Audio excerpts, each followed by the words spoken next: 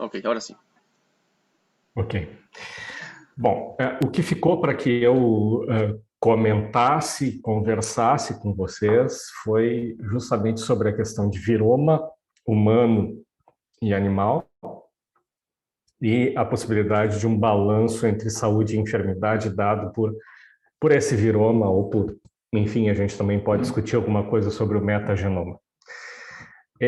Eu, olhando o panorama do curso, tomei a decisão de separar a minha fala em dois momentos, um momento talvez até um pouco mais extenso, comentando sobre a metagenômica, a história da metagenômica, as limitações, as nossas limitações ainda como cientistas, como pesquisadores, como virologistas, para entender determinados fenômenos relacionados a esses processos, e depois comentar alguma coisa aí com um conjunto mais sucinto de slides, mas contando para vocês sobre alguns casos bastante conhecidos da necessidade de realmente nós compreendermos cada vez mais a função dos viromas e a importância que o estudo de viromas pode ter, inclusive, não só nessa questão do balanço saúde e enfermidade, mas também para a descoberta de novos patógenos, para resolver alguns mistérios que nós temos no nosso dia a dia, né? Então, me parece que existem uma série de nuances dentro desse mesmo tópico. Eu também passei a vocês a minha programação, a minha ideia, em cima do que o Rodrigo colocou, seria uma conversa de mais ou menos uma hora e alguma coisa. Gostaria de ficar disponível para a gente conversar, para alguma pergunta. E depois, eu sei que vocês têm esse hábito de ter leituras, eu indiquei artigos para o Rodrigo passar a vocês para poder ir adiante, além do que eu vou comentar aqui. Bom, o Rodrigo me apresentou, Fernando Spil, que eu sou virologista aqui no Brasil, veterinário como muitos de vocês, e virologista, imagino, como a grande maioria, e trabalho aqui na Universidade Fevale, que é uma universidade bem no sul do Brasil, muito próximo de Porto Alegre, né, a capital do Rio Grande do Sul. Nós ficamos aqui na cidade de Novo Hamburgo e nós temos aqui um grupo que se dedica bastante à virologia, no contexto mais amplo, e desenvolve uma série de estudos nessa parte de sequenciamento de nova geração, e nós encostamos em algum momento em vários desses temas relacionados, por exemplo, a questão de viromas, né? Bom, a primeira coisa que eu quero colocar para vocês é que quando a gente começa a trabalhar com isso, ou imagina trabalhar com viromas, a promessa geral de que nós vamos, ou metagenômica em geral, é que nós vamos encontrar uma estrada dourada, né? O Yellow Brick Road, lá do Elton John, né? Tudo vai dar certo, né? No Mágico de Oz, a gente, ao final disso, vai encontrar um belíssimo castelo com muitas histórias bonitas e pessoas interessantes para a gente poder contar essas histórias, mas a situação não é tão simples assim. E não é tão simples assim porque eu acredito que nós estamos, quando fazemos esses estudos, a gente está mais aprendendo do que descobrindo em muitos momentos, né? Nós temos uma série de possibilidades, de métricas, de critérios científicos para analisar esses viromas e os resultados de metagenômica, mas uma boa parte do caminho está relacionado, primeiro, à dificuldade inerente a algumas dessas técnicas, e depois eu acho que ela também está relacionada com a interpretação. Então, um pouco o que eu acho que nós temos que ter em mente quando a gente tenta adentrar a esse tipo de estudo. E por isso, eu tomo essa liberdade de comentar um bocado sobre esse caminho, né, e um pouco da história desse caminho, antes da gente entrar no tema propriamente dito de o que se descobre e o que não se descobre. Na verdade, eu estou mais interessado em conversar com vocês sobre o que nós sabemos hoje da interpretação disso e como que a gente pode usar para o futuro. Bom, obviamente que caracterizar os seres vivos e colocá-los em determinados sistemas taxonômicos é algo bastante antigo para nós, né? Eu lá no slide inicial mostrei para vocês aquela árvore famosa que está desenhada no rascunho da origem das espécies do Darwin, né? Em que ele traça algumas relações de parentesco entre animais que ele estudava. Aqui a gente tem essa árvore famosa do Haeckel, né? Em que ele tenta colocar uma árvore evolutiva de fato, né? Além das relações entre os seres vivos, né? A ordem em que eles vão aparecendo no planeta, e a gente poderia pensar que essa árvore deve estar infectada de todos os lados por diferentes micro-organismos, não é? Mas é claro que modernamente a nossa capacidade de examinar biodiversidade é muito mais alta. E para nós, virologistas, ela é ainda mais complexa do que isso que está demonstrado aí, né? Porque cada um desses clusters, desses ramos dessa árvore, ele é infectado por literalmente centenas, se não milhares de vírus diferentes. E esse é o nível de dificuldade inicial, esse é o nível de abordagem inicial que é complicado, né? Nós temos desde bactérias até todos os ramos de eucariotos sendo infectados por inúmeros vírus. Tentar compreender o viroma está num nível de dificuldade, até de entendimento de grandezas que nem sempre nós temos muita consciência, né? Então, por isso que eu digo, nós estamos caminhando, né, e construindo o caminho para o entendimento disso na medida em que nós avançamos.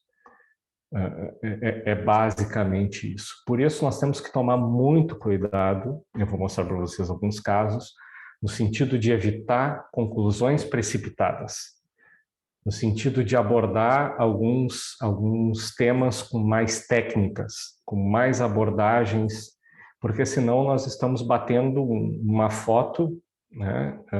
Estamos pintando uma imagem que expressa parte da realidade, mas não a realidade toda, que pode até ser útil para nós em algum momento, mas talvez não seja a verdade completa. Como vocês sabem, não se nós olharmos uma linha histórica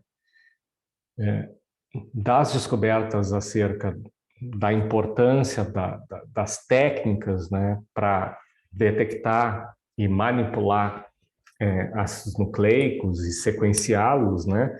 A gente tem uma história que começa lá atrás em 53, né, com a elucidação da molécula da estrutura da molécula de DNA, mas ela começa antes, ainda nos anos 30, com o DNA sendo demonstrado como algo relacionado à hereditariedade. Mais ou menos da mesma época é a ideia de que alguns vírus são dotados de RNA, como ácido nucleico, né, como genoma, e isso vai caminhando, e a gente tem um início importante nesses processos de sequenciamento, de abordagem da diversidade de seres vivos através das sequências dos genomas, lá ao redor de 1972, 73, não é? E isso vem caminhando. Nós chegamos nos anos 2000 com algo muito especial, que é realmente poder vislumbrar a possibilidade de ter genomas sequenciados e depois metagenomas a um custo razoavelmente baixo. Claro que antes disso existia uma série de possibilidades, mas o que se abre a partir dos anos 2000 é muito mais especial e é basicamente disso que nós estamos falando agora. Hoje nós temos possibilidade, até nos nossos diferentes países onde nós sabemos há uma restrição de recursos para pesquisa, é possível fazer estudos como esses, desde que a gente tenha em algum momento a verba para a compra dos equipamentos e depois, claro, a continuidade para a compra dos materiais, dos consumíveis, dos reagentes.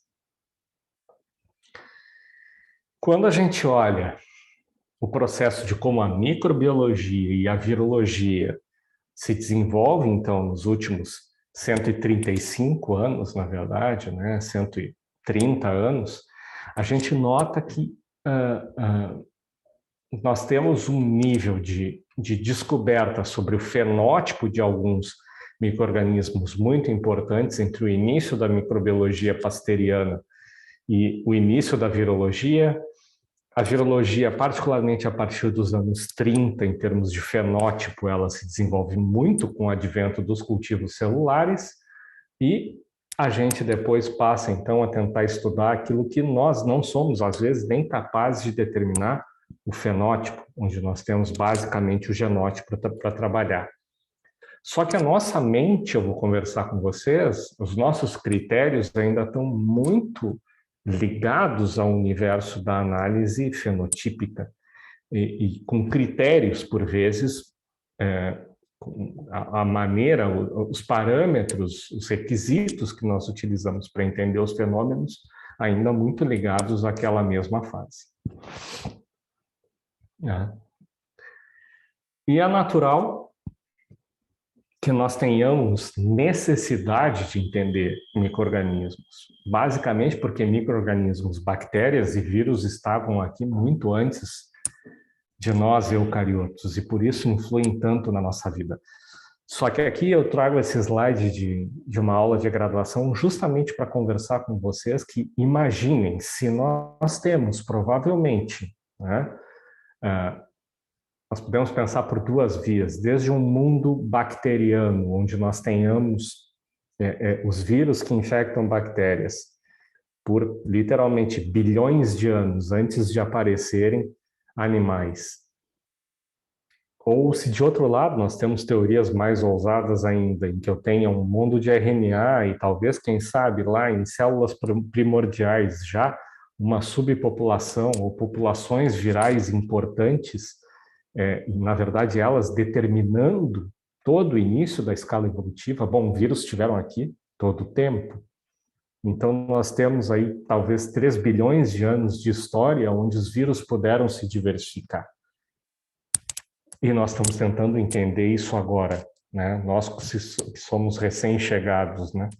Então, essa possibilidade de diversificação complica muito também, é um dos temas que complica a nossa capacidade de analisar viromas, onde a gente está justamente olhando níveis de diversidade viral que nós não estávamos acostumados a enxergar no passado.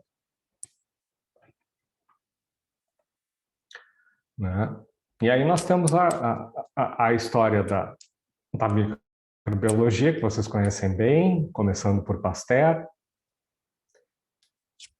que trabalha basicamente lá naquele tempo, como muitos de nós trabalhamos por bastante tempo, né, com isolamento, com características fenotípicas, mas aí vem a pergunta: essas metodologias, seja na microbiologia geral, seja na virologia, não foram capazes de nos dar uma aproximação muito adequada da realidade. Nós sempre podemos cultivar muito menos coisas do que nós fomos capazes de detectar hoje, através das detecções que nós temos, do tipo de detecção que nós fazemos de ácidos nucleicos, de genomas. E aí, dessa pergunta fundamental, nasce a metagenômica, que é a mãe da virômica, que a gente vai discutir daqui a pouco, né?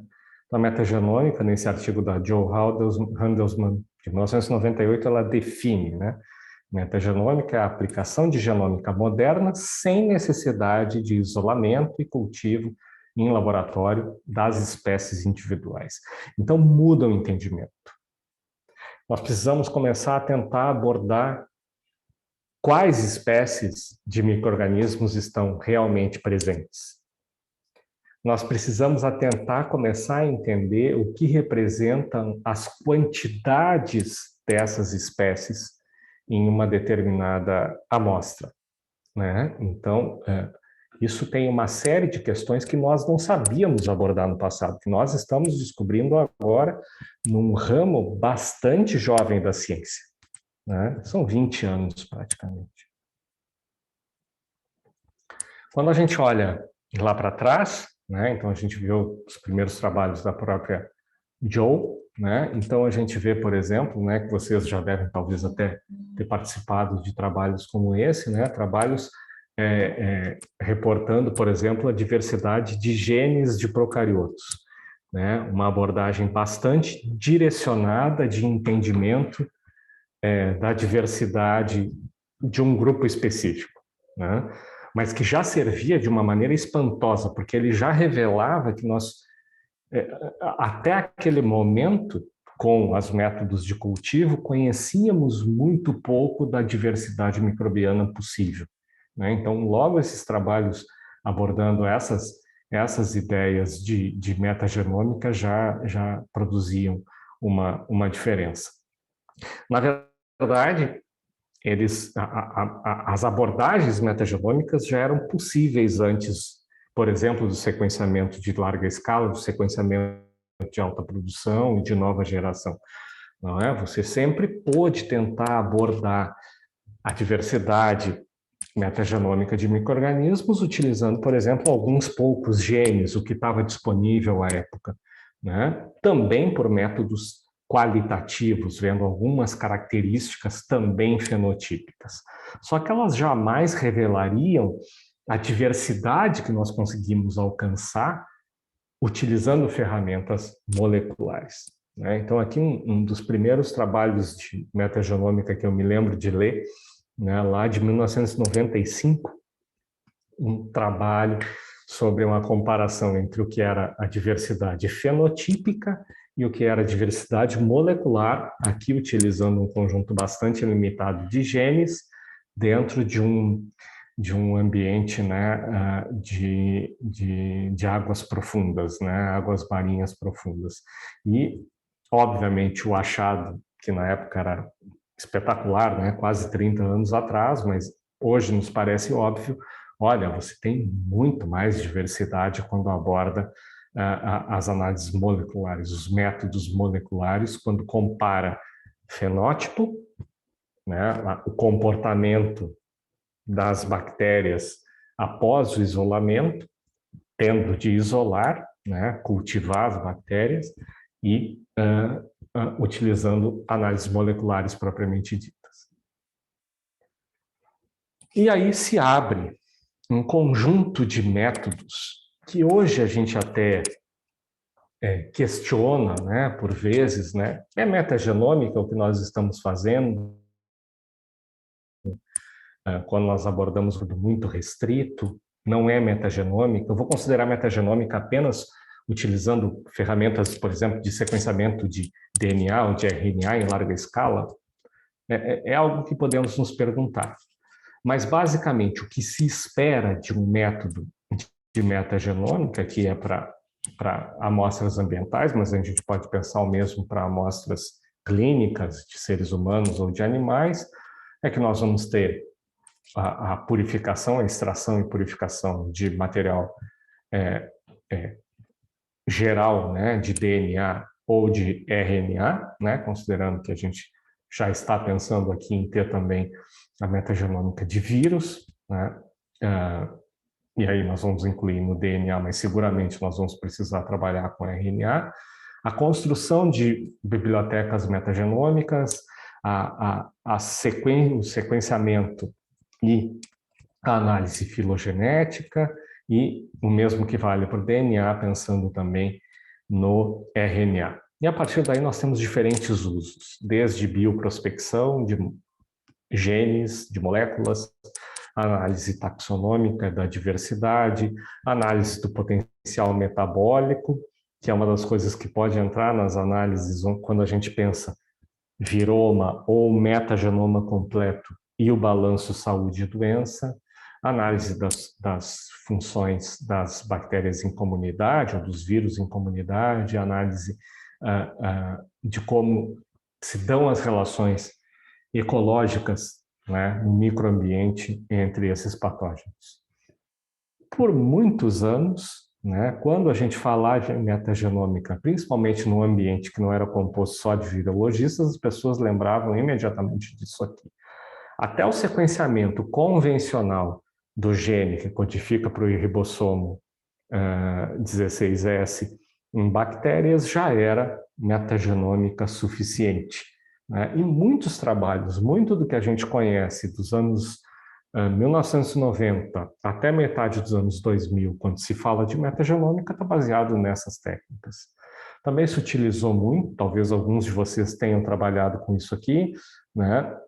As técnicas de eletroforese em gel, em gradiente em gel desnaturante, né? Onde a gente aproveitava determinadas regiões mais frágeis do DNA genômico, do DNA bacteriano, para entender diferentes padrões, né? E aí montava também estudos de metagenômica, tanto clínica quanto metagenômica ambiental, né? E aí se montava uma série de ideias sobre isso, que serviram muito, tanto para a clínica, mas muito mais para a análise ambiental propriamente dita, para, por exemplo, como está aí nesse slide, analisar solos, né, em recuperação, solos degradados, análises da água, né, e, enfim, de matrizes ambientais. Era relativamente difícil abordar toda a diversidade possível com esse tipo de técnica. Tá? Em termos de amostras clínicas, de amostras de humanos e animais, isso era mais complicado ainda. Tá? Vejam, a gente então via uma construção, por exemplo, de uma árvore filogenética, utilizando os dados de DGGE, com esse número de clusters, né? Isso é impensável dentro, né? Parece muito pouco, e é muito pouco, quando a gente analisa, por exemplo, né, as árvores filogenéticas que nós temos hoje, quando saem de uma análise de viroma, por exemplo, né? A gente também estabeleceu ao longo do tempo outras abordagens que nós podemos chamar de um princípio de metagenômica, né? Como PCRs diferenciais, por exemplo, né? Múltiplas, onde eu possa ver diferentes espécies, por exemplo, de vírus das mesmas famílias. Então, isso também foi uma abordagem usada por algum tempo para examinar, por exemplo, vírus onde a gente tem fragmentos do genoma conservado, e aí a gente quer isso, foi muito utilizado em análises ambientais para tentar ver qual era a diversidade daquela mesma família em um determinado ambiente. Em algum momento, a gente substitui essas técnicas e começa a trabalhar muito mais com a metagenômica como a gente conhece hoje, né? Com análises de viroma muito mais aprofundadas, utilizando sequenciamento de nova geração, né? Eu não sei qual a experiência que cada um de vocês tem, né, com sequenciamento de nova geração, mas basicamente no sequenciamento de nova geração, nós somos capazes de montar bibliotecas utilizando nas reações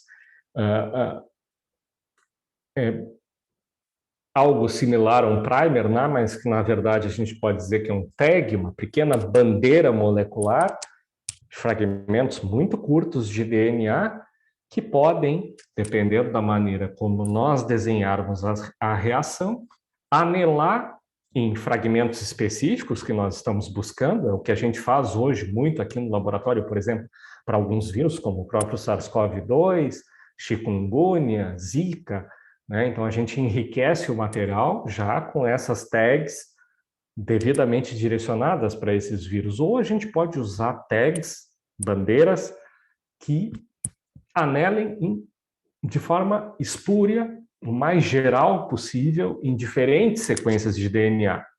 Acoplado a essa tag, tá? E aqui eu estou descrevendo muito mais o sequenciamento através da plataforma Illumina, mas a gente pode discutir outras plataformas também. Associado a essas tags que vão anelar em diferentes tipos de DNA, no caso de uma virômica ou de uma metagenômica, eu coloco junto uma sequência de DNA que seja capaz de aderir adequadamente numa célula de fluxo, numa flow cell. E a partir daí, eu vou contar o que eu encontrei, né? Eu vou analisar os viromas ou os metagenomas de forma mais completa a partir daqueles fragmentos de DNA ou de DNA complementar, né, de um RNA transformado em DNA, em laboratório, da coisa mais geral que eu tiver lá dentro, eu vou contar esses diferentes fragmentos, vou tentar identificar isso, né, que é outra dificuldade da metagenômica e da virômica. Nem sempre os vírus que nós encontramos lá dentro a gente consegue identificar, né? E a partir daí eu vou montar, então, um conjunto de resultados que eu vou expressar, tentar relacionar essa diversidade, se for aqui no caso do meio ambiente, talvez eu tente relacionar essa diversidade com, por exemplo, aqui, né, nesse trabalho, sedimento marinho, a água salgada do mar, água contaminada por material fecal e discernir algum parâmetro. Aqui, no caso, estou pensando unicamente em saúde ambiental, mas o princípio é o mesmo daquele de quando eu for analisar um viroma de um animal ou de um ser humano. E aí começam algumas dificuldades que vêm antes da técnica. A primeira coisa é que nós não conhecíamos, até uns anos atrás, completamente a microbiota. Nós tínhamos uma ideia da microbiota. Nós mais ou menos imaginávamos qual era a microbiota normal, geral, de um humano e de diferentes espécies animais em diferentes órgãos, na pele, no trato respiratório, no trato digestivo. E eu diria para vocês que nós ainda, apesar de muitas vezes nós lermos os artigos e a gente ter uma impressão de que a gente conhece bem isso, o problema é que, e aqui é o problema nosso como cientista sempre, né? Quanto mais nós avançamos, mais nós descobrimos coisas novas. E particularmente na metagenômica e na virômica, o que nós vamos descobrindo é que a microbiota é influenciada por uma série de fatores que nós ainda não dominamos. A microbiota é influenciada, por exemplo, em humanos, isso também já está demonstrado em animais, pelo tipo de parto. Foi cesárea ou foi parto natural? Imaginem animais multíparos, animais que têm uma ninhada grande, como cães, gatos, cachorro, gato, como fica?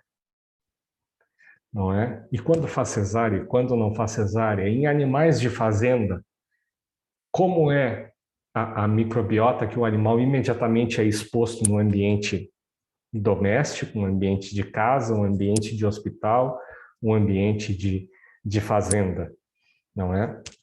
E à medida que a gente avalia, a gente descobre que existem diferenças aí, por exemplo, pelo tipo de parto. Nós sabemos que a microbiota intestinal é extremamente sensível ao local onde a pessoa vive. E aqui eu não estou falando apenas de alimentação, eu estou falando das próprias bactérias e do viroma associado a essas bactérias que o indivíduo vai ter em um lugar do mundo e em outro lugar do mundo.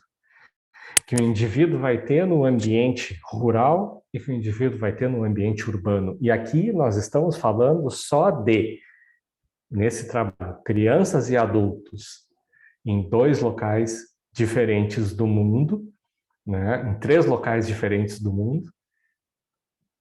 E quando nós vamos falar das espécies animais? Não é? E aí faltam trabalhos. Se vocês me perguntarem as diferenças da microbiota intestinal, conservados o mesmo tipo de alimentação, por exemplo, entre uma vaca leiteira no Brasil e uma vaca leiteira no Uruguai, uma vaca leiteira no ambiente subtropical, uma vaca leiteira no ambiente temperado, é um trabalho por fazer. Nós ainda precisamos entender mais disso. Se nós vamos mais para dentro, nós observamos que existem efetivamente diferenças que são dadas pela geografia, pela genética dos indivíduos, porque cada um dos indivíduos, cada espécie, ou dentro de uma mesma espécie, diferentes origens genéticas vão gerar diferentes respostas à microbiota. Então, vão alterar a maneira como a microbiota se comporta. E se eu altero a microbiota, eu seguramente vou alterar a relação com o viroma. Os membros de uma mesma família podem ter microbiotas relativamente similares contra membros de outra família em humanos vivendo na mesma região.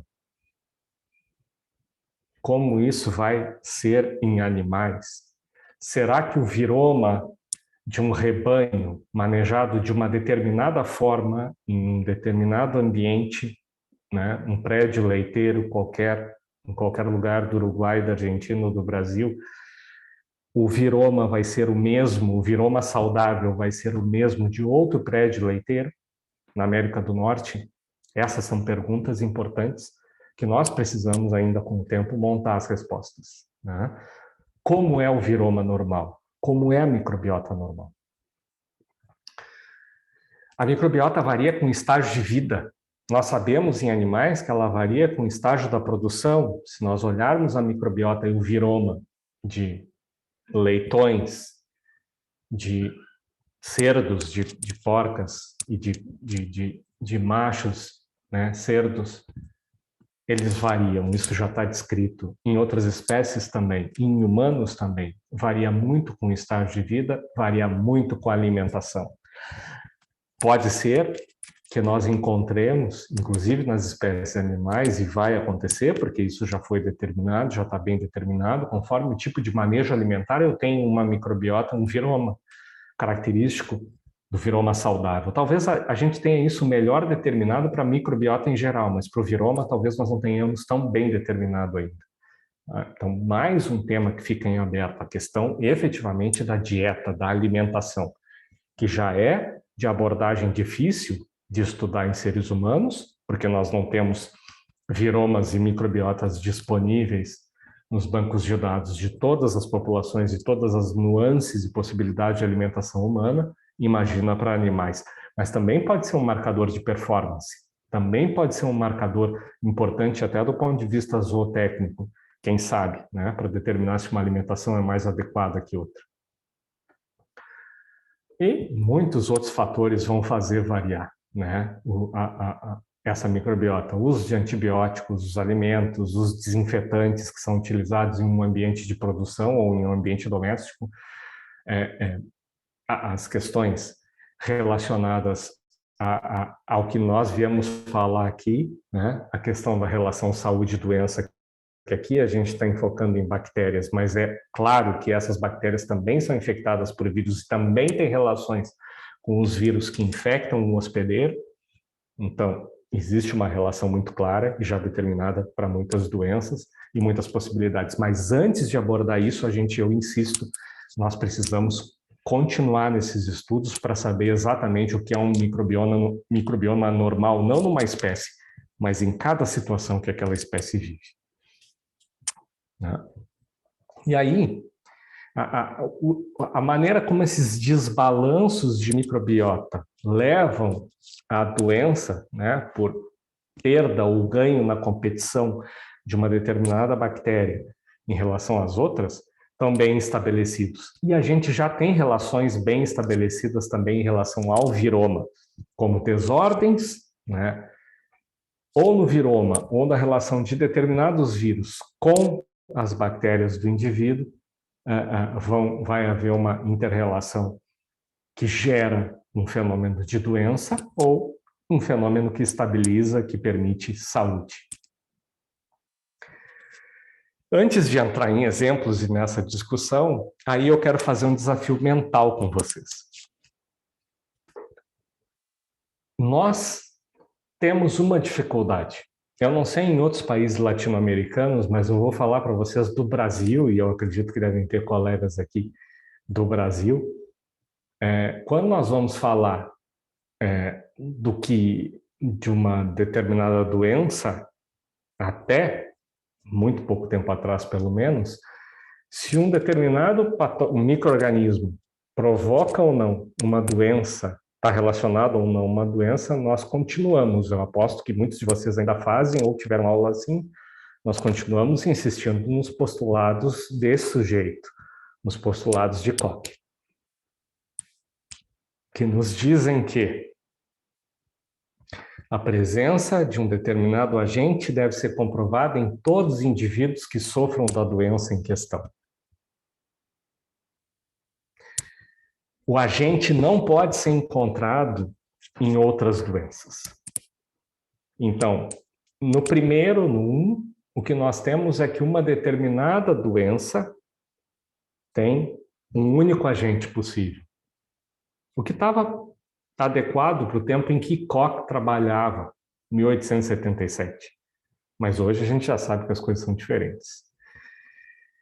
E ele fala ali algo que é isolado em cultura pura. Então, eu só tenho um agente provocando uma doença. Koch não pensava na inter-relação entre diferentes micro-organismos para provocar uma doença. Ele não pensava nessa nossa aula de hoje. O agente não pode ser encontrado em casos de outras doenças. Bom, aqui, complicado, nós temos vários agentes que nós sabemos que causam mais de uma doença. Uma vez isolado, o agente deve ser capaz de reproduzir a doença após inoculação em animais experimentais. Nós sabemos modernamente que isso é difícil. Nós temos, por exemplo, doenças como dengue ou hepatite B, em que é extremamente difícil ter um animal experimental que reproduza todos os aspectos da doença. Mas nós sabemos que esses vírus causam essas doenças. Da mesma forma, ele quer que esse agente esteja isolado. Ele quer que esse agente seja cultivado e que ele seja único novamente. O mesmo agente deve poder ser recuperado desses animais, bom, se nós conseguirmos infectar os animais, mas sempre numa visão de um patógeno, um vírus, uma bactéria, uma doença. É totalmente diferente do que nós enxergamos hoje. Na verdade, hoje, nós precisamos reconstruir a nossa maneira de pensar para uma origem polimicrobiana das doenças. É certo que o SARS-CoV-2 provoca Covid-19, mas será que o resto da microbiota envolvida não tem a ver, por exemplo, com o fato de que algumas pessoas terão infecção assintomática, enquanto outros desenvolverão uma doença moderada até grave? Nós precisamos estar atentos para isso. Acho que a Mara levantou a mão. Sí, Mara, adelante. Dale. No se te escucha, Mara, capaz que estás muteada. Sí, estaba muteada. Perdón. No sé si me entendés el español. Perfecto. Yo te entiendo perfecto a vos igual, así que yo quería, no sé, preguntarte dentro de la ignorancia que tengo yo. Estoy aprendiendo mucho acá en estos cursos, ¿no? Pero al revés, tú podés hacer, o sea, cultivar un virus solo y luego podés agarrar y decir, bueno, esta es la enfermedad causada por este virus. O sea, al revés de lo que tú dijiste. No sé si se entiende. Seguramente que sim. Seguramente que sim. O que eu quero colocar é, por vezes, não é possível cultivar, claro. E às vezes não vai explicar completamente, por vezes sim, mas às vezes não vai explicar completamente o espectro completo da doença que eu observo na natureza. É isso que eu quero dizer. Aí está, eu não estou dizendo. Entendo. Muito boa a tua pergunta. Eu não sou um radical, não estou dizendo, e eu já vi apresentações assim, de que toda doença é polimicrobiana. Eu acho que nós temos que ter cuidado com isso. Eu acho que sim, algumas vezes os postulados de Koch funcionam muito bem. Sí, yo mirándolos y si los veo tal vez al revés, digo, puede ser que sí, pero claro, postulados así como están, serían prácticamente hoy día totalmente obsoletos, pero como que mirados al revés me dio esa duda, ¿no? Excelente, excelente. Me ajuda porque eu quero colocar aqui. sim, em parte nós podemos aceitá-los, mas há uma série de fenômenos que nós não conseguimos explicar totalmente se nós mantivermos o nosso pensamento só ali. É isso que eu quero dizer, ¿me entiende? Ahí está. Excelente, muchísimas gracias. Sim. Graças pela pergunta, que Obrigado. me ajuda muito. Gracias. De alguns anos para cá, inclusive, esse entendimento de que pode haver uma relação de cooperação entre vírus e bactérias, por exemplo, permitiu que nós reproduzíssemos algumas doenças em inoculações experimentais, ou pelo menos que elas aparecessem de uma maneira mais evidente nas inoculações experimentais, a partir do momento que nós entendemos que não bastava inocular o vírus, não bastava inocular a bactéria, nós precisávamos novamente tentar simular, ao menos, ou aproximar essa cooperação. Então, isso é uma evidência de que, em alguns casos, ou eu vou ter, como a Mara colocou, um vírus que efetivamente provoca uma doença, ou uma bactéria que efetivamente provoca uma doença, e que eu posso ver na inoculação apenas com ela, dentro daquilo que coloca, mas em alguns casos o espectro dessa doença vai ser mais evidente, ou eu só vou conseguir reproduzir a doença quando eu utilizar os 2 agentes, ou 3 agentes, ou mais de um micro-organismo em conjunto. Tá? Em algumas doenças humanas e animais, isso se tornou muito evidente ao longo do tempo. Né?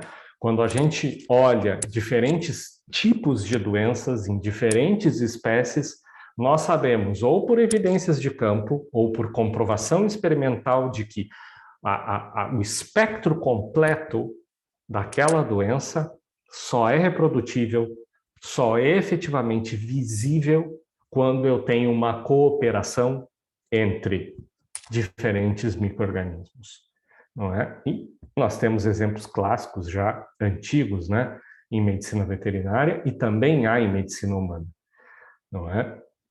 Nós mais de uma vez já vimos isso. Vejam, não estou abordando ainda a questão de como esses desbalanços lá do viroma efetivamente vão resultar em desordens, não é, que nós observamos como doença, mas já temos aqui uma pista de que isso existe, não é, que é a necessidade, por vezes, de para que uma doença se revele na sua maior importância, que a gente tenha mais de um agente envolvido.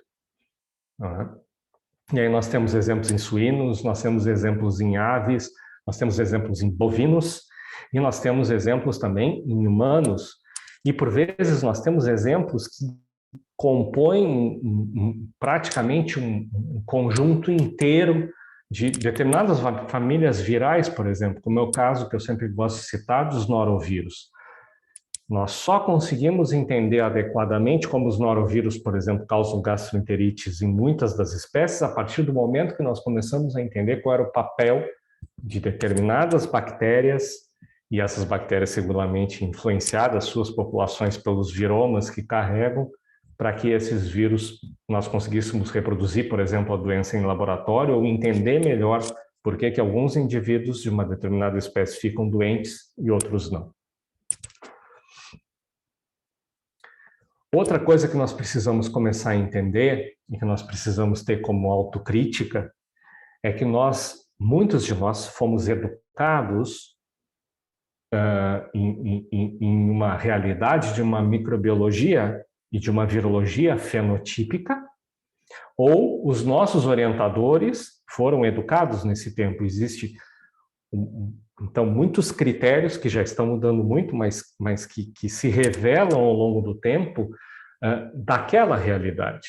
E uma das coisas que influencia nessa realidade é o imenso aumento da capacidade, da sensibilidade analítica que as técnicas que nós desenvolvemos ao longo dos últimos 30 anos nos deram. Se no tempo do isolamento exclusivamente de vírus ou de bactérias, nós talvez trabalhássemos muito mais com a doença moderada até grave. Com o advento das técnicas moleculares e de técnicas de sensibilidade analítica muito mais alta, nós com certeza começamos a adentrar a essa região maior, mais ampla, que é a região das doenças, da infecção subclínica, da exposição sem uma infecção produtiva. E aqui é que entra uma grande dificuldade que nós temos, às vezes, de analisar, às vezes mesmo um alvo único, um vírus único, por exemplo, o quanto ele efetivamente traz doença de maneira generalizada em uma espécie, ou a gente precisaria olhar também outros parâmetros. E esse é um desafio importante da virologia, em muitos casos. E nós temos postulados que abordam isso, desde 1976. Eu entendo que dar aulas na universidade, nem sempre a gente consegue renovar os nossos slides, né? A gente tem muitos professores aqui, além do Rodrigo, mas né, a gente tem aquele slide bonito dos postulados de Koch, a gente não tem muita vontade de mudar, mas existem outros postulados que tentam acompanhar um pouco mais essa realidade. Particularmente, eu defendo muito a ideia de um estudo desses postulados de Alfred Evans, porque Evans ele entende a possibilidade de, em um momento, um patógeno estar causando uma doença, em outros momentos, dependendo da suscetibilidade daquela população ou de outros fatores onde pode entrar a microbiota, aquele patógeno não está causando aquela doença. Ele é muito mais elástico, muito mais amplo, muito mais modernizado e, por isso, adaptado a essas ferramentas que nós temos hoje do que os postulados de Koch. Aqui dentro também já cabe, de uma maneira melhor, aquela teoria polimicrobiana das doenças lá do início dos anos 80. Ou seja, nós sabemos isso hoje, né? Acompanhando a pandemia, nós temos que olhar não apenas determinados dados ou a técnica que nós estamos utilizando, mas olhar além do laboratório, olhar evidências de campo, olhar o entendimento de como as populações reagem a um determinado vírus. Nós precisamos entender em que medida os efeitos, né, do hospedeiro, que não precisam ser necessariamente apenas do hospedeiro, mas também sua microbiota, influenciam no desfecho de uma determinada doença. Na verdade, o que Evans tenta colocar para nós é uma relação de causalidade. Não é? Eu estabeleço um patógeno ou um conjunto de patógenos como causa de uma doença ou de uma desordem de saúde a partir de evidências acumuladas de causalidade, não é? De relação de causa e efeito. Esses mesmos postulados foram revistos várias vezes e eu recomendo muito particularmente esses dois artigos aqui, que eu acho que trazem uma revisão, eles podem parecer antigos, mas eles já trazem algumas das ideias que eu estou comentando aqui com vocês. Eu acho que eles são muito úteis para um novo entendimento dessa possibilidade, né, de ir além e, a partir daí, também conseguir trabalhar melhor com essas relações de causa e efeito, utilizando ferramentas moleculares. Então, esse artigo de Fredericks Hellman, onde ele trabalha com o exemplo do vírus sin nombre, né, e me parece que ele é muito elegante. Outras questões que nós temos quando vamos analisar viroma e metagenômica. A abordagem metodológica. A abordagem metodológica. O quanto ela é robusta, o quanto ela nos aproxima de conhecer a realidade. Se vocês têm experiência com NGS, vocês sabem que nós podemos fazer desde uma metagenômica completamente aberta, onde nós efetivamente não sabemos o que vamos encontrar, que é difícil, porque, por vezes, a gente não consegue um número de leituras ou bibliotecas ricas o suficiente para chegar a um resultado. E muitas vezes a gente usa ferramentas para o enriquecimento dessas bibliotecas. Só que essas ferramentas podem inserir artefatos nas nossas análises. Nós precisamos estar conscientes disso.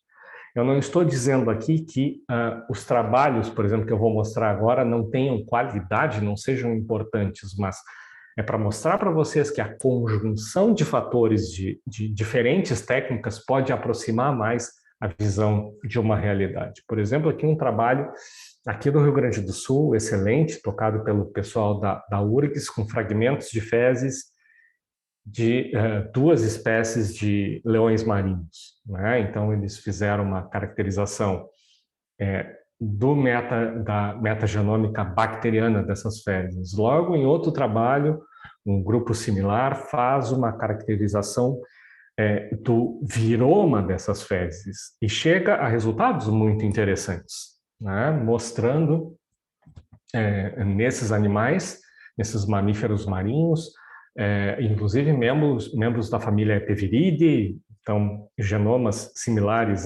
fragmentos de genomas similares ao vírus da hepatite E, Picobirna viride, Picorna viride, enfim, uma diversidade muito ampla de fagos também. O mesmo material analisado, vejam, aqui nós não estamos falando de adenovírus, um vírus que é bastante frequente em fezes, mas que não foi encontrado com essa abordagem de virômica. Animais saudáveis, né? Mas encontramos esses fragmentos de vírus. Aqui não tinha adenovírus, que muitas vezes nós encontramos em fezes de animais saudáveis também.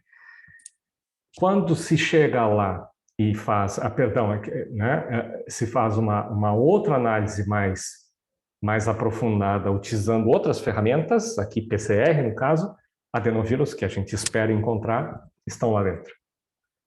Tá? Então, vejam, em algum momento eu posso fazer um conjunto de ferramentas, de metodologias para uma metagenômica que me dá muitos resultados, aborda uma diversidade muito grande, e vocês sabem que existem maneiras de tentar ver o quanto nós esgotamos essa diversidade, com gráficos, com trafos, grafos, etc., para nós vermos o quanto nós abrimos essa árvore filogenética e alcançamos o máximo do viroma que pode estar disponível.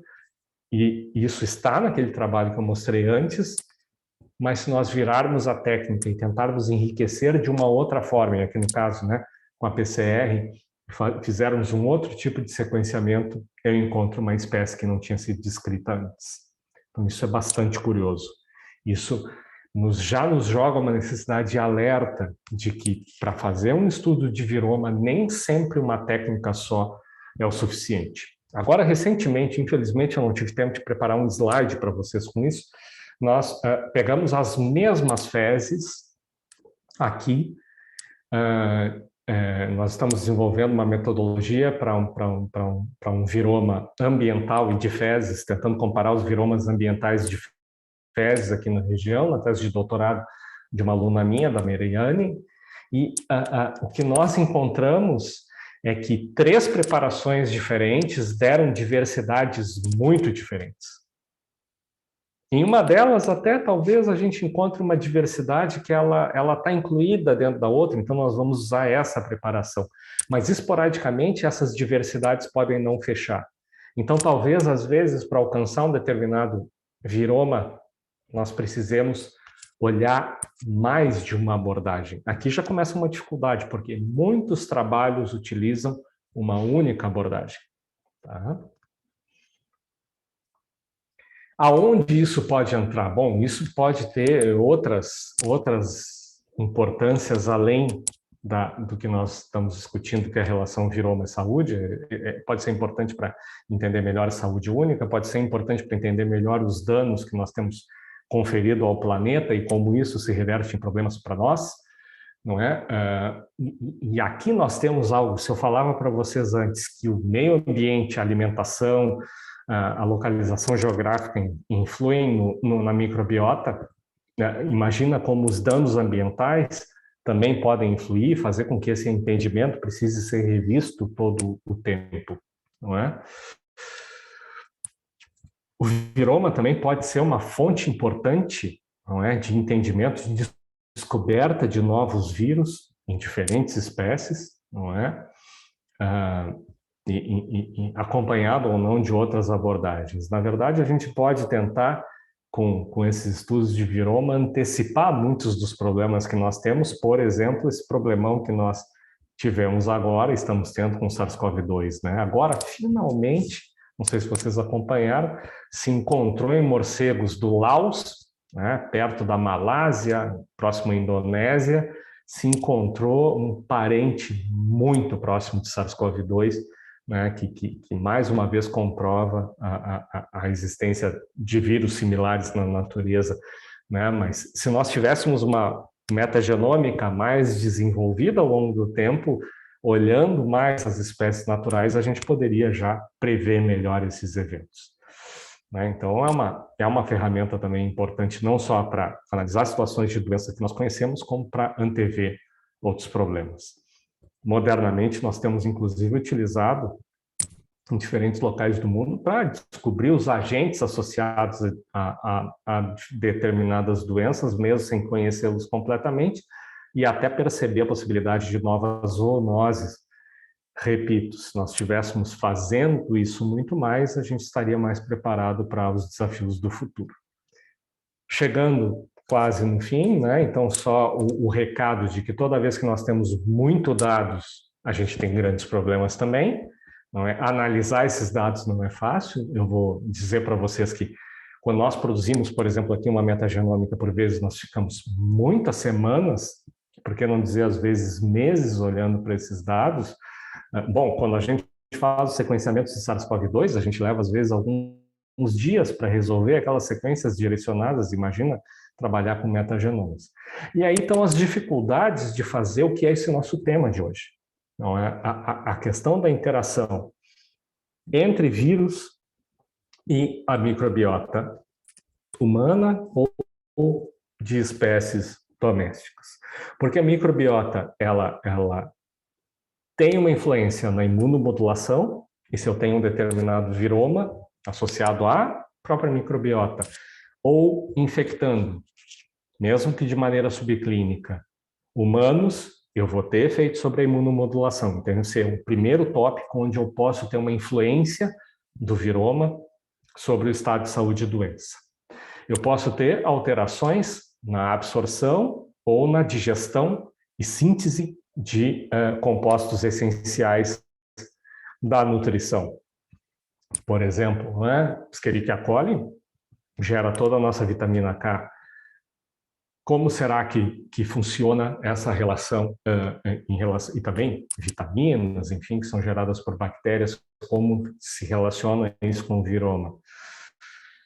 Em que medida determinados componentes do viroma inibem ou até estimulam, por competição, o crescimento de bactérias, em que medida essas bactérias vão ter ou não uma cooperação com determinados vírus.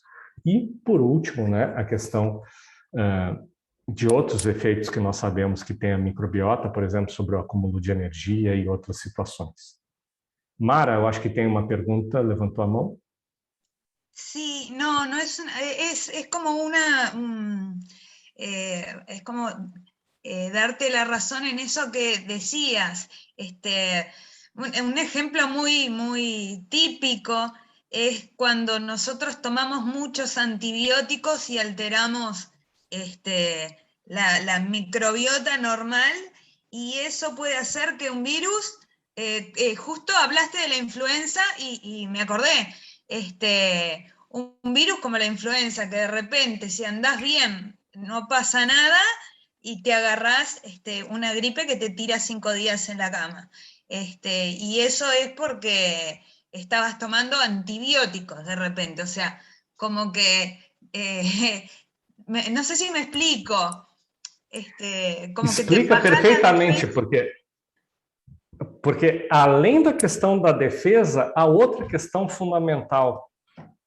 Muito recentemente, nos últimos 15 anos, se descreveu, por exemplo, e o teu exemplo de influenza é muito bom, e eu ia utilizar o exemplo de vírus respiratório sincicial em humanos, mas o vírus da influenza acontece a mesma coisa. Se determinou, por exemplo, que ácidos graxos de cadeia curta produzidos pela microbiota são fatores protetores no trato respiratório para evitar a infecção por vírus respiratório sincial e por influenza.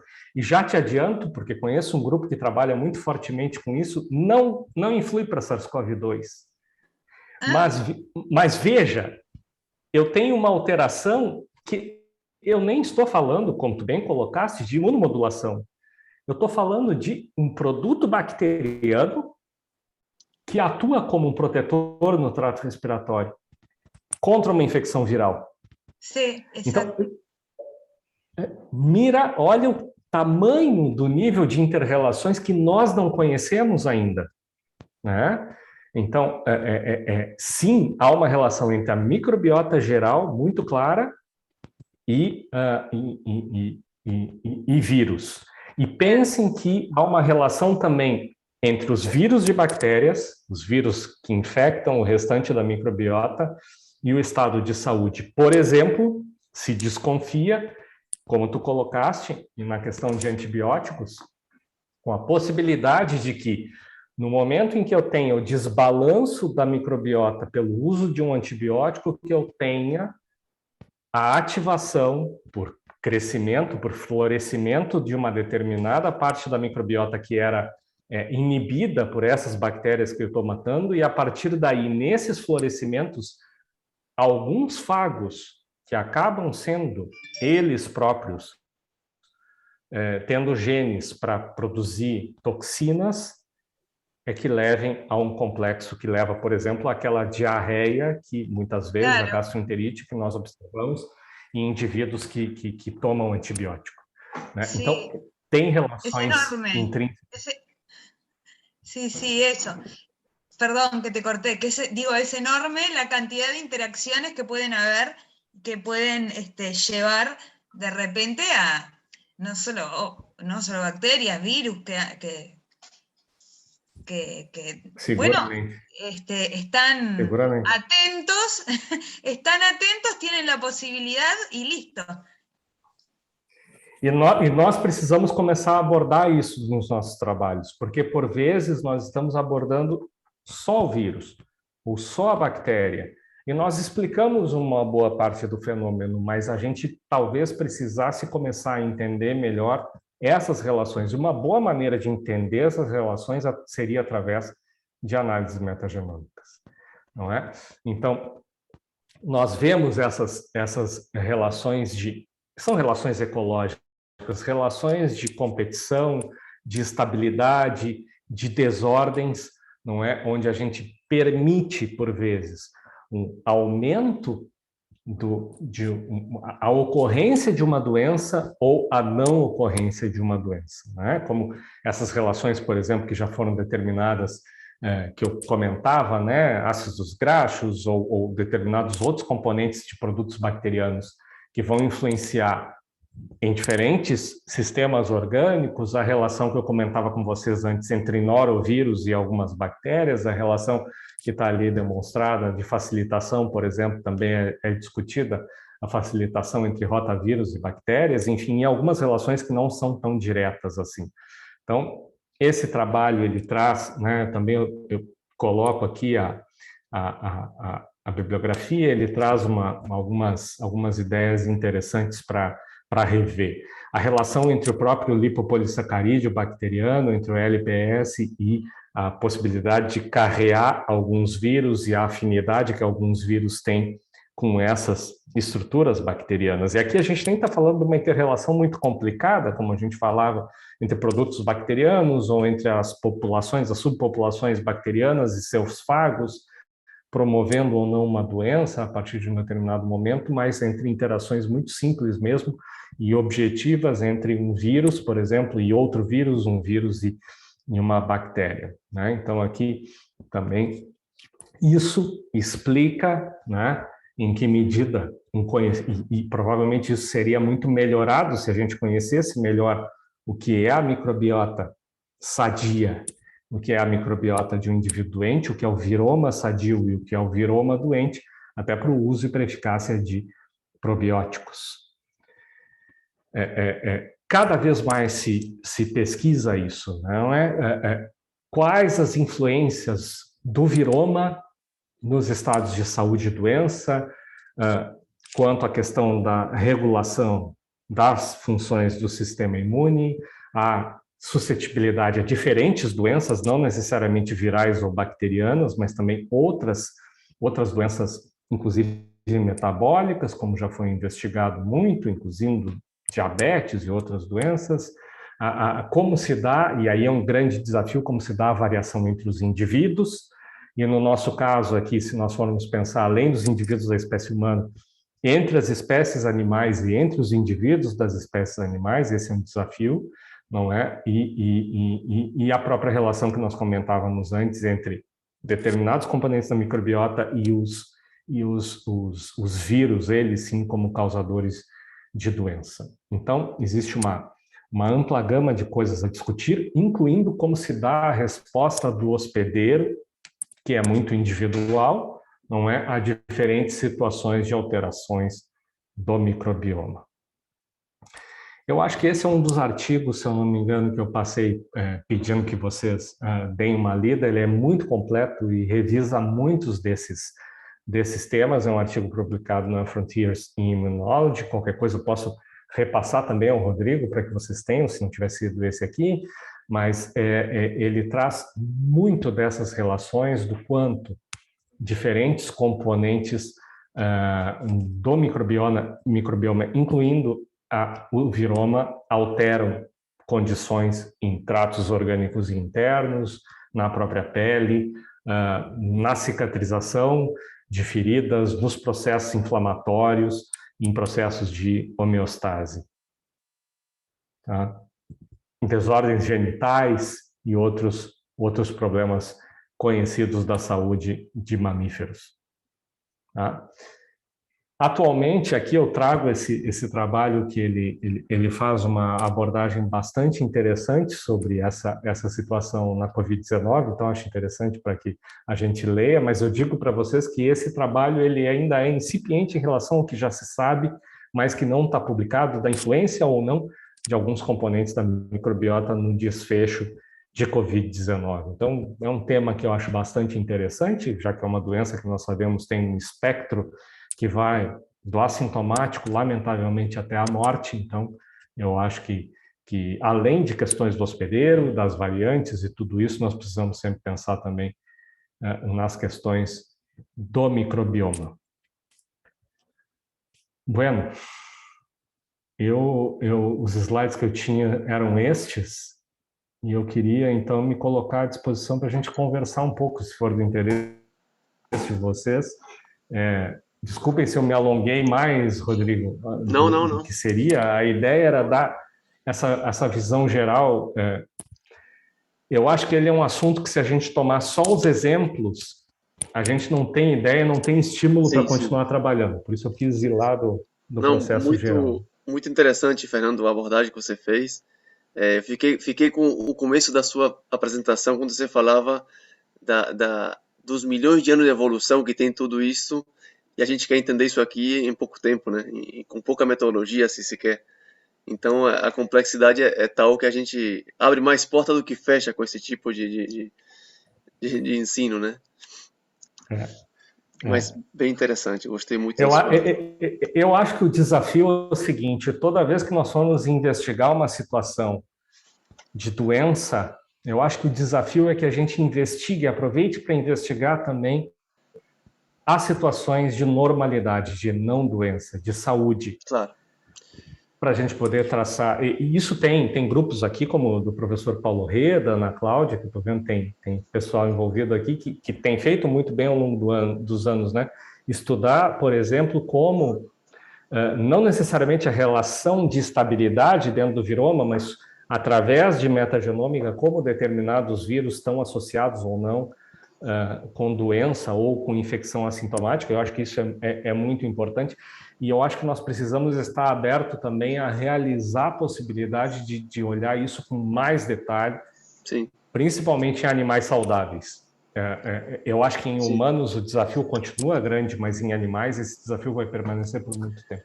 Eu acho que o que você falou é bem importante, porque é como os patologistas, né, tem que se encher de saúde, digamos, de conhecer o que é normal, para poder depois entender quando vê um tecido, alguma coisa anormal. a gente aqui fala que hay que llenarse de normalidade quando fazendo necrópsias para poder entender depois quando for alguma coisa anormal, né? E mais quando são espécies que você não tem muito manejo. Você vê um baço de repente, capaz que é normal porque você está comparando com outra espécie, né? Aqui passa a mesma coisa. Exatamente. Imagina, só pensando nos sistemas orgânicos, eu tenho uma microbiota e um viroma da pele, eu tenho uma microbiota, um viroma da conjuntiva ocular em um humano. Como vai ser isso em um suíno? Como vai ser num cavalo?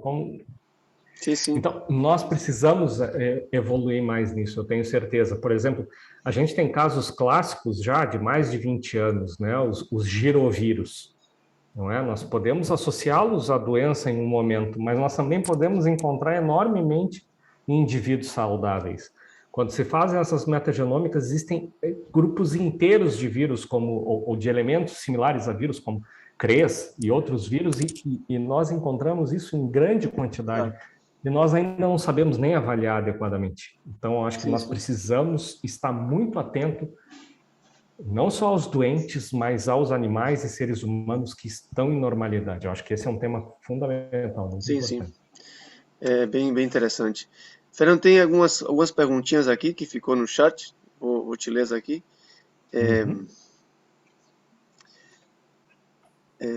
Deixa eu ver. Bom, aqui alguns já te agradeceu pela palestra. Aquí un comentario: este tema es realmente alucinante e increíble, se va abriendo un mundo increíble en el tema salud y enfermedad. Igual estamos empezando a entender algo que ha llevado, como decíamos 2 millones de años de evolución, como decía el profesor. Y ahí una preguntita que aparece aquí. Si no deberíamos hoy en día actualizar en la academia los postulados de Koch. Um pouco que você manifestou aí, né? Que já de repente tem que aclarar que os postulados não se aplicam em todos os casos, de repente. Um pouco a pergunta da Mara. Sim. Eles têm um valor, mas nós temos outros postulados posteriores e outras necessidades de entender. Isso pode ser muito importante em algumas situações da vida real. Claro. Por exemplo, vírus que causam um grande número têm infecções assintomáticas, como é o caso de vários arbovírus, o próprio vírus da gripe, Sim. Onde até para o manejo de uma epidemia, por exemplo, é importante até para definir qual técnica eu vou utilizar e valorar adequadamente o tamanho daquilo, não é? A situação que nós estamos hoje é muito fácil, porque se eu encontrar alguém com SARS-CoV-2 no nariz, mesmo que essa pessoa não tenha nenhum sintoma, eu vou tomar com ela, do ponto de vista epidemiológico, a mesma medida. Esse cara é um transmissor, ele precisa ficar isolado. Claro. Mas e quando eu tenho doenças endêmicas, como é o caso da dengue, como é o caso que nós já tivemos no passado, a própria influenza, como que eu me comporto? Que técnicas, o que mais eu precisaria olhar? Então, é por isso tão importante, e aí para viroma nem se fala, tão importante a gente ter em mãos os postulados de Koch, mas ir adiante também para outras postulações. Claro. Eu estava lembrando aqui que aqui no Uruguai teve uma discussão foi bem discutido, digamos, o conceito de se as mortes que houveram com Covid era por Covid ou com Covid, não? Essa diferença de se morreu de outra causa com o vírus ou o vírus foi quem matou realmente a pessoa. Ele é um acelerador de problemas, mas nós sabemos que sim, hoje a gente está vendo isso com os vacinados, né? Os vacunados muito fortemente, né? Que as pessoas que têm comorbidades efetivamente vão a casos mais graves. Bem, aqui é outra pergunta, Fernando, que diz, a María coloca: cuando analizamos el viroma, por ejemplo, en materia fecal, como el trabajo de los lobos marinos, asumimos que todos estos virus se están replicando en células intestinales y en bacterias de ese ambiente, o también podríamos pensar en virus de otras partes del cuerpo que se excretan en ese ambiente. Porque pareceria que as bactérias é mais fácil de entender que coloniza um lugar e elas, de alguma forma, não dependem de células desse ambiente, né? Eu acho interessante essa pergunta aqui que ela colocou. Excelente pergunta. Mesmo para vírus de eucariotos, nós precisamos ter um nível de análise muito cuidadoso nesse sentido, porque não necessariamente um vírus participa da microbiota de um animal quando nós encontramos. Eu vou citar dois exemplos. Primeiro um exemplo de outros pesquisadores, depois um exemplo nosso. O pessoal do grupo da Universidade Federal de São Paulo, da Unifesp, em algum momento fez uma descrição interessantíssima em São Paulo, muitos anos atrás, de fezes de cães de rua, onde eles encontravam poliovírus humano, quando poliomielite existia nas Américas. Esses animais provavelmente comeram material contaminado por poliovírus, provavelmente contaminado por fezes humanas. Esse vírus passou muito provavelmente no trato digestivo desses animais e é excretado inalterado. E, por acaso, o pólio é possível cultivar? Então, eles puderam olhar isso muitos anos atrás. Aqui, alguns anos atrás, a gente examinou uma população de canídeos selvagens, graxaim, cachorro do mato. As fezes desses animais, vivendo em uma região onde eles tinham acesso a lixo humano, incluindo, nós examinávamos conteúdos das fezes, incluindo o resto de fralda nas fezes, por exemplo, né, a fralda são pañales. Pañales, sim, pañales. De niños. Então, o que nós encontramos? Nós encontrávamos adenovírus de cães, ou de canídeos, encontrávamos também adenovírus humanos lá dentro. Adenovírus são muito excretados mesmo por indivíduos saudáveis. Então, nós sabemos que esses vírus são muito espécie-específicos. Esses vírus não deviam estar replicando no trato desses animais, mas eles podem ter adquirido. Então, sobre esses trabalhos, esse conjunto de trabalhos excelente do pessoal da URGS dos lobos marinhos, eles nos ensinam nesse conjunto muitas coisas, e uma delas que nós podemos pensar em que medida esses animais não estão eliminando nas suas fezes alguns desses vírus, sim, como contaminantes ambientais ou como elementos de uma outra parte da microbiota que deglutidos foram acontecer ali. Né? E isso a gente pode pensar para uma série de outras situações. Então, mostra novamente que a gente precisa ter postulados mais amplos. Né? Mais amplos, isso. Que bom. Aqui depois tem outra pergunta mais que ela diz se a gente podemos separar ou bloquear outros genomas en una muestra y dejar solo genomas virales para detectar y cuantificar por metagenómica. Ela faz a pergunta, diz que eu sou ignorante nisto, então faz a pergunta metodológica, digamos. É o que todos nós queremos fazer, é o que todo mundo imagina que faz, e a gente vai sempre para casa muito feliz e liga a máquina e tem certeza amanhã vai sair só genoma de vírus. E agora eu fiz uma preparação só para RNA, vai vir só RNA viral. E aí a gente vai olhar e a gente encontra um monte de DNA de outras coisas, a gente encontra, às vezes, na preparação para DNA viral, os genomas de RNA. Então, a gente precisa ser humilde. Eu preciso dizer a vocês que existem protocolos que separam por tamanho, existem protocolos de enriquecimento que ajudam muito nisso, mas como eu mostrei para vocês, dependendo do protocolo, eu vou perder algumas espécies, não vou perder outras. E, efetivamente, nós temos, estou falando para vocês e dizendo humildemente que a nossa experiência, nós nunca conseguimos fazer essa limpeza espetacular e total que nós vemos em algum momento e que é postulado em alguns artigos. Eu digo a vocês que a gente sempre tem um ruído de fundo, mas esse é um outro tema interessante de investigação, me parece, que que ele é desafiador, porque se eu vou olhar matrizes diferentes, se são fezes, ou se é material de secreção nasal, ou se é urina, ou se é pele, eu vou ter situações diferentes. Eu conheço trabalhos, por exemplo, analisando feto retirado de uma mãe, né, um feto de animal retirado de uma mãe, sem qualquer manipulação que não seja estéril, e a gente encontra lá dentro determinados vírus, por exemplo, e aí você imagina como foi chegar lá e que preparação eu preciso fazer para encontrar esse material que antigamente eu considerava estéril e que agora eu descubro que não é. Então, isso é desafiador. Não, inclusive, Fernando, estou pensando que é importante até para a gente depois comparar diferentes artigos de diferentes partes do mundo, né? Você, para comparar, tem que aplicar uma metodologia similar, e se a metodologia é diferente, pensar um viroma do animal daqui dessa região com outro do norte, se a metodologia for diferente, capaz de vai dar coisa diferente, né?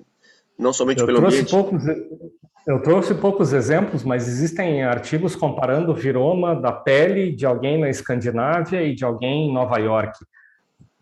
Não são lugares tão imensamente diferentes em termos de latitude, em termos culturais, com algumas diferenças, mas as diferenças mostradas nos artigos são enormes. Então, é um desafio. É um desafio, é verdade. E aqui ela depois termina a pergunta, acho que é a Maria que estava falando aqui. Assim, ela diz, pela pergunta que fez a Mara hoje, acho que tu comentou alguma coisa, dice, también estamos eliminando indirectamente con los antibióticos virus que infectan bacterias y que no deben ser pocos. Os bacteriófagos e isso. E modificando as relações entre eles. Existem alguns artigos aí com clostrídeos bem interessantes, mostrando como a gente altera as subpopulações de viroma e facilita ou bloqueia determinadas doenças também. E aí depois a Daniela, que está aqui agora com a câmera, propõe uma coisa que complica mais ainda, que é, como diz aqui, sem mencionar o que consumimos de antibiótico que não é intencional, né? Na água como ingerimos, por exemplo. Aí a contaminação ambiental dos antibióticos é uma coisa que dá para um curso inteiro, de repente. Mas é verdade. Daniela, ex-aluna aqui da Fevarig, hoje faz doutorado na URGS também, lá com o grupo da... Tudo bem? E muito, ela traz isso muito bem.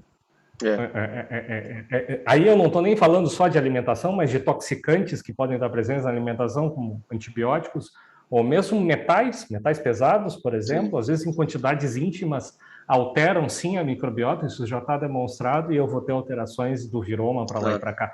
Como controlar todos esses fatores? Eu acho que só com amostragens muito amplas, um conhecimento muito amplo e um conhecimento do ambiente que tu está trabalhando, das variáveis que tu está trabalhando.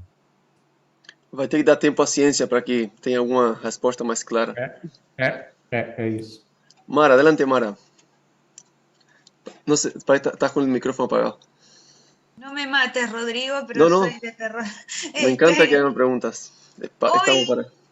Hoy que cuando empezabas la charla, habías dicho que la microbiota es influenciada por el tipo de parto. ¿Estabas hablando de o una cesárea o un parto común o no? Era eso. Sí, porque en el canal de parto, evidentemente, ahí adquieren un montón sí. E é influenciada até como se dá a relação, isso já está demonstrado, quanto tempo esse ninho, esse bebê vai levar para mamar direto no peito ou não, por quanto tempo, se ele vai mamar o colostro ou se não vai, se ele vai levar mais tempo sendo amamentado, e essa microbiota, por vezes, ela acaba sendo determinante da microbiota na primeira infância ou até mais adiante. Esses primeiros dias de vida, as primeiras semanas de vida, isso em humanos está demonstrado. Eu também já li alguma coisa em animais, particularmente em bovinos, como é o manejo, por exemplo, do colostro e quanto ele altera ou não a microbiota desses animais. Então, esses podem ser determinantes do processo de saúde e doença importantes, podem ser determinantes das questões de alergias, de suscetibilidade a alergias, suscetibilidade a outras doenças. Então, eu acho que nesse século XXI, eu diria para vocês, nós devemos ter aí algumas décadas estudando isso para ver como esses pequenos efeitos ao longo da vida vão alterar fenômenos importantes ou não. Isso que a gente está tendo que fazer agora, né, de lavar as mãos 1000 vezes mais e passar muito mais álcool, né? Como isso vai ser relacionado? Eu não estou dizendo para não fazer, mas será que isso não tem alguma influência importante? É verdade. Depois tem uma perguntinha mais aqui que diz, acho que essa aqui é isso aí. Muy buena clase, profesor, muy claro el portugués y excelente exposición. Gracias. tema que dá para um curso inteiro, ¿no? O tema de viroma, microbioma. Mi pregunta Seguramente. es si se ha estudiado la interacción de esos virus con el sistema inmune. ¿Son tolerados por algún mecanismo en particular? Muchas gracias. Existem estudos sobre a relação, como se dá a relação entre o sistema imune e os principais fagos presentes na microbiota humana, e particularmente com alguns fagos de Escherichia coli, alguns fagos de Klebsiella. Existem trabalhos, se vocês buscarem, mostrando o desenvolvimento de mecanismos ou de tolerância ou de imunomodulação. Isso não está bem determinado, eu diria. Eu acho que é o tema para estudar mais, mas existe já isso sim, tanto em humanos quanto principalmente em modelos animais, comparando animais isogênicos para alguns elementos do sistema imune e com microbiota normal ou com microbiota alterada, e se mostra tanto fenômenos de imunomodulação quanto de tolerância também. É bem interessante isso, né? Porque a gente pensa nas respostas imunes contra os vírus e tem mecanismos que parecem ser sempre os mesmos para os vírus, porque a apresentação endógena de antígeno deveria ser a mesma se é um vírus patogênico ou se é um vírus menos patogênico, mas pareceria que também tem a tolerância aí que nesse caso não dispara. É impressionante. E eu revisei um pouco isso agora uns tempos atrás, porque eu estava revisando por uma revista um artigo sobre uma possibilidade de uma resposta humoral cruzada entre um epitopo de um fago e epitopos da spike de SARS-CoV-2. Uhum.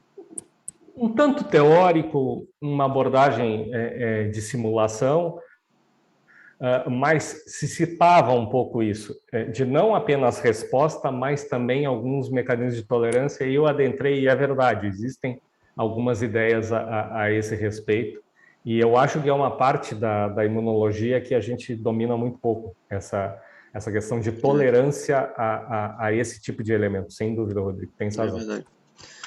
Bom, e depois, aqui a Agustina diz, muito interessante, me llevo um montão de coisas desta charla, muitas gracias. E aí a Daniela também faz seu aporte, vende tudo ali, nossa, na metagenômica. Bom, a gente acha, né, Daniela? Hoje é só RNA. A primeira vez que eu fiz, né, usando algumas amostras lá no mestrado, nossa, sério, eu estava assim com os olhos brilhando, cheia de amor para dar. Depois, os meses que eu investi sentada na frente de um computador, analisando. Nossa. E outra coisa que tu deves ter passado, é uma coisa que eu quero colocar para vocês, que todos nós passamos e que é um desafio. Muitos de nós, por uma visão muito prática desse processo, a gente pega esse material de metagenômica e a gente tem uma alegria e uma decepção, que não deveria ser uma decepção. A alegria é quando nós encontramos genomas ou fragmentos de genomas de vírus de eucariotos. Agora eu vou ter o que colocar. E aí, do outro lado, nós encontramos 86% de fagos. E aí a maioria de nós diz assim, vai virar um pedacinho que eu não vou comentar nada no meu trabalho. O desafio está aí. Nós deveríamos investir mais em analisar esse genoma. Interpretar isso aí. Nós deveríamos quantificar melhor. Quantas leituras eu tive de cada um? Sim, a margem de erro é bastante grande por tudo isso que a gente comentou, né? Mas talvez seja necessário que a gente faça mais disso para pelo menos começar a montar um banco de informações mais adequado sobre essa matéria escura, né? Que é a diversidade que eu posso encontrar nessas amostras e tentar avaliar se não apenas os vírus eucarióticos, por exemplo, estão associados a um quadro de saúde ou doença, mas também esses fagos que a gente muitas vezes negligencia nas nossas análises. É verdade. Muito bom, muito interessante o intercâmbio, Fernando. Não sei se alguém tem algum comentário mais, alguma pergunta. Se não, daríamos por finalizada a aula. Damos uns segundos. Pessoal, Eu agradeço muito a oportunidade, Rodrigo, agradeço muito a oportunidade de conversar com vocês todos. O Rodrigo pode passar meus contatos aí para você, se alguém quiser conversar alguma coisa, pedir um artigo, pedir alguma coisa que de repente não estava na apresentação que eu comentei, me mande, eu busco para vocês e, por favor, fiquem à vontade, me considerem realmente como um professor desse curso que pode atendê-los mais adiante, tá? Então, La verdad que muito obrigado. Foi um prazer estar aqui com vocês. doy fe de que Fernando es una persona muy, muy, muy dispuesta. Las veces que hemos buscado respuestas a él, siempre con una disposición que llama la atención, así que tal cual que si alguien tiene interés, van a ver que una persona muy, muy amable y muy dispuesta a colaborar y contribuir. Fernando, a próximo curso, espero que possamos fazer presencial e que você possa vir ao Uruguai e conhecer nossa faculdade, nossa universidade aqui. Nunca convide um gaúcho 2 vezes para ir ao Uruguai, porque há o risco dele aparecer, seguramente. Então, a segunda já compra a passagem, né? Então. Eu já compro a passagem. Sobre os antivirais e o viroma, gente, Aí tá. Excelente pergunta. Como nós vamos lidar isso agora que antivirais estão se tornando, felizmente, cada vez mais comuns?